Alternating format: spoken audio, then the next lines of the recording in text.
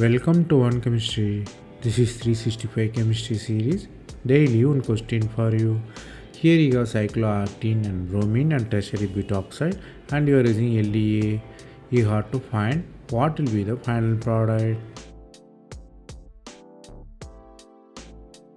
The answer lies in the basics. First, a bromine addition happened. Bromine addition is syn addition. You have brominium ion. Then next bromine attacks. You have trans bromine. Then you have to write with hydrogen because next step elimination happened.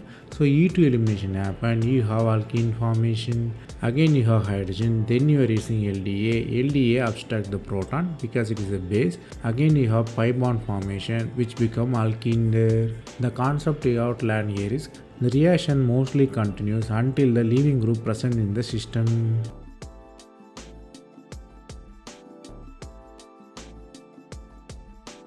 That's all from this video.